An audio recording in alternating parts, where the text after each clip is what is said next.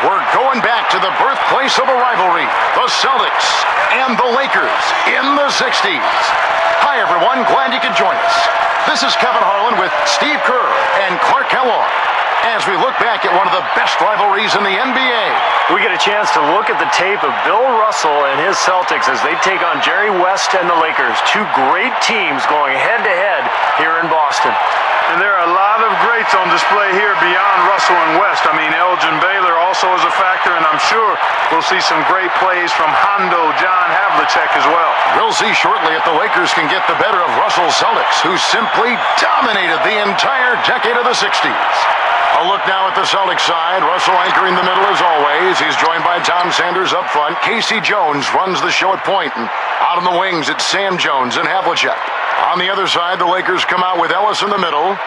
Rudy LaRusso and Elgin Baylor are the forwards on the floor. And the backcourt is Dick Barnett and Jerry West. Well, you think about some of the defining moments for Bill Russell. How about Game 7 of the 1962 Finals, leading the team to an overtime win in Game 7? That's tough to beat. The shot is good by Baylor. Some serious levitation and hang time by Baylor on that jumper. Now Jones. West with the steal. Well, if the defender doesn't buy the pump fake, there's a good chance he's going to be able to tip that ball loose. And back to that 62 Finals, Clark and Steve, the performance by Russell. Just the stats he piled up are almost unheard of. Yeah, you know what, guys? I mean, 30 points is nice, okay? But you couple that with 40 caroms, 40 rebounds. I said 40. 10 times 4. That's right. If they tracked blocks back then, I'm sure his total would be huge as well in that category. Amazing. He was phenomenal at both ends of the floor. Man, that's too bad. Easy shot there, and you got to knock that one down. Well, that's a concentration cramp right there. I mean, just lost focus. Now here's Baylor. And again, no good by the Lakers. Offensively, 1 of 4 to start. They're still trying to find their stroke. And seeing Russell out there at 6'9", he'd be considered undersized as a center nowadays. Probably a power forward. Jones against West. Barnett.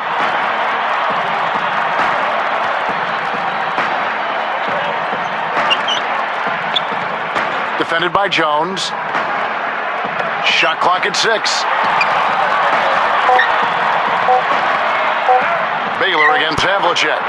Baylor getting it to go with contact. Boy, that was a nice little finger roll to finish the play. Splendid finish. The dish to Sanders. Dishes it to Jones. Wide open. And he hits the jump shot. It's all knotted up. You know, Steve, going back to Russell, even though he might be more of a power forward today, but he always played like a center. Yeah, he did. I mean, absolutely, guys. His presence in the middle of the defense was really large because he had such a long wingspan. I mean, he played as though he was 8 feet tall and covered up a lot of area. And also remember now, and during his day, the lane was much narrower, so he could cover that ground much easier than with the wide lane we play with today. And here's the Lakers. West outside. Over Jones. And there's another one for the Lakers. Classic Jerry West there with that release that was just so hard to defend. Jerry West, the former #2 pick out of West Virginia, a 14-time All-Star, 10-time All-NBA first team, among the very best players in the history of the NBA. Fades. And Russell gets it to go on the assist by Jones. Russell's got his first bucket in this one. Passes to Barnett. Defended by Jones. Havlicek gets a hand on it. Boston trailing. And here comes the break. Takes it up. And he makes good on the layup. So timeout called here, the first for Los Angeles.